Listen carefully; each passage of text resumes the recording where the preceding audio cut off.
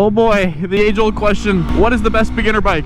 Well, today I've luckily got my hands on a Yamaha R3. I think it's like 2020, 2021, maybe 2022, one of the newer ones. So I'm gonna give you guys a full in-depth review on this bike, what I think from a beginner standpoint. Okay, I'll give you some information if you're an advanced rider as well, but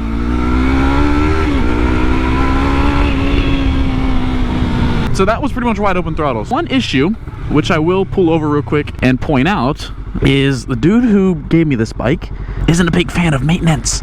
So between you and I, there is a nail in this back tire somewhere. Oh, that tire pressure is not beautiful. Okay, we're gonna take it really easy because I don't want to have a flat on a motorcycle. Never have, likely don't want to either. So let's do a little bit of riding, not much at all, but I'm not going to go on any highway or anything like that. But I will tell you that I have been on the highway on this particular bike before, and it does well. It does really well. You can keep up with traffic, you don't have to worry about that. If you're new to the bike world, the R3 is a 300cc engine. I think it's like 321cc or something like that, but essentially 300cc engine, 2-cylinder. So it's like a baby R7 kind of, which I have an R7. If you don't know me, hi, I'm Zenith. I have an R7, that's my main bike. But this is kind of similar in terms of power delivery, just because it is a 2-cylinder as well. Now obviously this bike is not anything crazy, but it is nice. This thing is sketching me out heavy. But it is a good bike. There's nothing wrong with it, apart from having a flat tire on this one. But it's a great bike. Now, a lot of people will compare this to, say, the Ninja 400 and bikes of the sort. And I've ridden those as well. And I'm going to tell you outright, R3 is my favorite for the beginner bike area. Now, the reason because partially, you know, half of it, maybe more than half, is just that I'm a Yamaha fanboy. I just like Yamaha bikes. I like the way they feel. I like the way they look. And I think this looks better than the Ninja 400, or Ninja 500 now, I guess. I just really like the sleek design of Yamaha's. Let me give you a little walk around of the bike. So this is what the R3 looks like off the bike. It really does. It gives you the sport bike look. It's got the same front end, similar front end, sorry, to the like R6, R1, R7, all that thing. The modern design with the little M-shape cutout here. Only difference is that there's no fog light, as the R7 would have, and then the headlights are a little more wide. If you look at the newer models of the R6s and R1s, they have those like sleek design headlights. These are a little more bulky, but I mean, they look nice, to be honest. I think they all come standardly equipped with ABS, which is great for beginners. Any safety feature you want to get, to be honest. This bike specifically has the Akrapovic exhaust on it. I love it. Sounds good. It's not stupid loud. I mean, they have pretty much any brand exhaust you could want for this bike. There's a lot of aftermarket support for it, so you can go Leo Vince, you can go probably Tosei or whatever. I mean, like everything is on here, so that's nice. Always good to get some modifications going on there. This bike has a RAM mount on here. I think quad lock is better. This one's sketchy. I have yet to put my phone in it, and I likely won't because I don't know if I trust it. It doesn't feel very secure. It's interesting though. Oh yeah, that's why I don't really want to use it right there. Okay. And it's got some winglet mirrors. These are kind of like Rizoma's off-brand Rizomas. I think they look nice. I need something like that on my bike, or a mirror delete. I haven't decided yet, but it's great. Little baby engine. You can see how small it is right there. It's so cute and tiny. There is a very small rear tire. Yours won't come flat from the factory, but this one just is. Got some turn indicators on here. This isn't stock. This is aftermarket. But apart from that, this thing is pretty much stock. There's some levers on there as well. A little tank grip thing. These are nice. This one needs to be replaced though. That thing's ugly.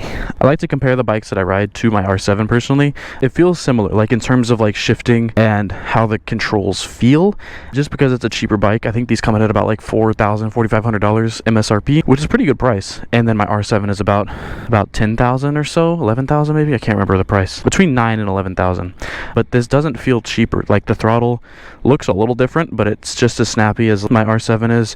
Same with the clutch. It feels good. Obviously aftermarket levers, but same deal. Buttons are all nice. Doesn't feel okay. That one's, oh no, it's not. These work different, but yeah, you know, it's got all the features you need, blinkers, all that good stuff. And then the shifter doesn't feel like it's going to snap off when you step on it.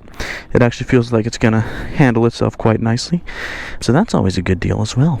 So like I said, this bike is in extremely poor condition, so I value my life. I don't have the jacket on today, as you can see, so I might not show you how highway runs, but I will say it does feel good on the highway. It does. It really does. It feels good anywhere I've ridden it. I've ridden this bike probably about 2 hours or so on R3s total, 2 or 3 hours, and it feels good. Like, it's a good beginner bike. It's not too quick, but it's also not very slow. Don't get fooled by the low number, 300cc. That's not, I mean, it's still faster than most cars on the road. You still got the acceleration. You still got the top speed. I believe top speed is about 100, 110 on these bikes, depending on how much you weigh. But it's amazing. The brake power is good. It's crazy what you can get these days for this price. For $5,000, $4,000, it's insane that you can pick something up like this. And this one, you could probably get it for $3,500 or so, out the door, off of Facebook. And you'd be set, man. Like, you can enjoy this bike for a long time on twisties and everything like that. It feels very nimble, aerodynamic, extremely lightweight, so it's great. Okay, I just finished recording some TikToks, but without further ado, let's get on the road. If you know me and you see my content, you know I want to push this bike to the full potential. There's a little off-road section here. I was gonna take that trail and have some fun with it, with this bike, you know, because I really gotta let you guys know, is this a real good beginner bike or is it just a good beginner bike? And when you're real good, you can do anything and everything. You can be different, but I don't know, there's no telling. But if you want to keep this bike on the road, I guess we'll just cater towards that. Anyways, very nervous about this tire. Dude, this bike is so light, I can literally just manhandle this thing. Excuse me, Mr. Couch Cushion. Sorry about that. And like, normally when I get on my bike, I have to put the kickstand down, and then get on this one, you can just jump on over. It doesn't fall over or nothing. Okay, let's begin, shall we? Startup is very easy on this bike as well. You literally just, whoop. There's no second button or anything. Not that it was a hassle before to do that. Oil light?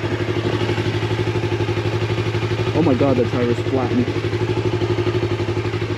Okay. Anyways, we'll just keep cruising it around the hood for a little bit. Not the hood, but like this neighborhood that I'm in. Also, another good thing about these beginner bikes, this goes for all beginner bikes, to be honest with you, is how cheap the parts are for them. Like, if something breaks on a cheap bike, it's cheap to replace. Like a Honda Grom, for example, I had one of those, and I have another one now, but anyways, whenever you break something on those bikes, you literally just replace it. And it's like, probably like 20 bucks, maximum, like maximum. We change 10 bucks. Not actually, but, okay, this back tire is actually tweaking.